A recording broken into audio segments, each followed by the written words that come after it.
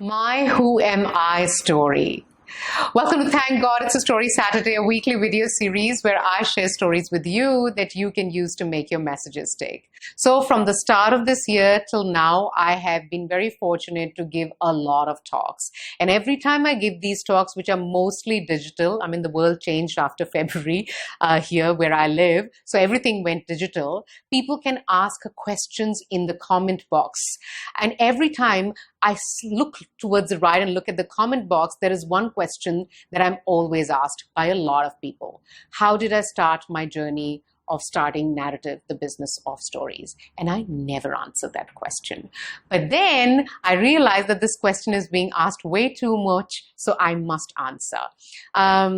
So this goes back to the year 2006 when I was working in Melbourne, and my then boss, Kim Ashton, asked me to come to a meeting room in which she was going to conduct my performance appraisal. And she asked me a question, which was, why do you come to work every day? I literally rolled my eyes because I had spent a lot of time preparing the performance appraisal document, and this question was not part of that document. I took about 5 minutes to answer that question. I was honest with the answer, and I said to her, by the time I'm 32, I want to be in this position in this organization.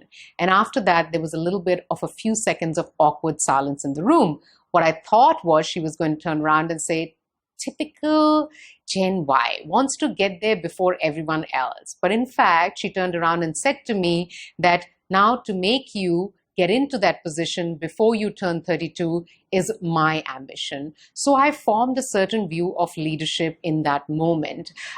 Kim has been one of my most influential bosses I have had. So I thought that's what leadership is, right? They set your vision for the organization and they make you a part of that vision. Many years later, I moved to Singapore and I worked for a brand that is an aspiring brand for anyone to work for. It's a world-renowned brand. I was really happy. But soon there was some communication issue with my immediate reporting line. So I said, I'm going to ask this person a very good question that Kim has taught me to ask. So I asked this person, where do you see my career going in the next 4 years in this company?